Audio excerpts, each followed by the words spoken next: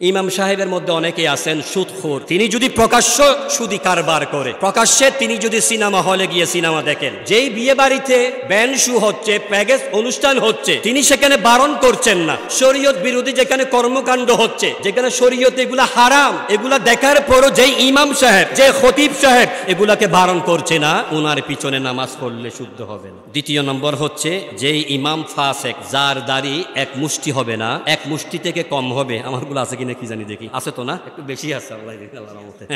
না আবার ওয়াজ করলে আমল না করলে আর সমস্যা না। যেই হুজুরের দাড়ি এক মুষ্টি থেকে কম, 1 ইঞ্চি বা 1.5 ইঞ্চি, ওনার পিছনে নামাজ পড়লে শুদ্ধ হবে না। যিনি সব সময় বানিয়ে পেঁচিয়ে মিথ্যা কথা বলতে অভ্যস্ত, 100টা কথা বললে 99টা মিথ্যা কথা বলে, উনি হুজুর ইমাম, ওনার পিছনে নামাজ শুদ্ধ হবে না। আর যিনি গ্রামের বাড়িতে জায়গা জমি নিয়ে যখন বিরোধ হয়, লুঙ্গিটাকে উল্টিয়ে অশ্লীল ভাষায় বিরোধী শক্তিকে গালমন্দ করে, অশ্লীল ভাষায় যেই হুজুর এগুলা করে, ওনার পিছনে নামাজ হবে না। আর যিনি সবসময় কবিরা গুনাহের কাজে লিপ্ত, ওনার পিছনে নামাজ হবে না। তাহলে আমরা বুঝতে পারলাম কার পিছনে নামাজ হবে, কার পিছনে নামাজ হবে না। মুসলমান হিসেবে আমাদের একটা ইমানি দায়িত্ব আছে। মুসলমান সোসাইটি বলুন, কমিউনিটি বলুন, আমরা যেই জায়গায় বসবাস করছি, ওই পাড়ায়, ওই মহল্লায়, ওই এরিয়াতে, ওই জনপদে যদি একটা মসজিদ থাকে, ওই মসজিদের খতিবের কি অবস্থা, ওই মসজিদের ইমামের কি অবস্থা, ওই মসজিদের মুয়াজ্জিন খাদেম যারা রয়েছেন তাদের আর্থিক কি অবস্থা, তাদের পরিবার পরিজনের কি অবস্থা, এগুলা দেখাশোনা করা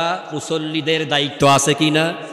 এগুলা দেখাশোনা করা মসজিদ পরিচালনা কমিটির দায়িত্ব আছে কিনা? এখন মসজিদ কমিটিরা বলতে, হুজুর আমরা একাকি করে সম্ভব, যদি মুসল্লিরা হাত বাড়িয়ে না দেয়, ঠিক আছে তো, ওনাদের দাবিও তো ঠিক আছে। মসজিদ কমিটির মেম্বার হাতে গোনা কয়েকজন, ওনার এই কয়েকজনে এই প্রবলেম সমাধান করবে কিভাবে যদি শত শত হাজার হাজার মুসল্লিরা এই কাজে এগিয়ে না আসি? কথা বলেন ঠিক কিনা? আপনি মসজিদে যেটা দান করবেন, ইমামের জন্য, মুয়াজ্জিনের জন্য যা দান করবেন, কিয়ামতের মাঠে চক্রবৃদ্ধি হারে বিশাল পাহাড় পরিমাণ পাবেন। এটা আল্লাহ ঘোষণা দিয়েছেন, রাসূলুল্লাহ ঘোষণা দিয়েছেন। সুবহানাল্লাহ। আপনার কোনো টাকা বিপদগ্রস্ত হবে না, কোনো টাকা ধ্বংস হবে না, নষ্ট হবে না, ওয়েস্টেজ হবে না। সবগুলো টাকা খরাই গন্ডায় হিসাব আপনি বুঝে নিতে পারবেন।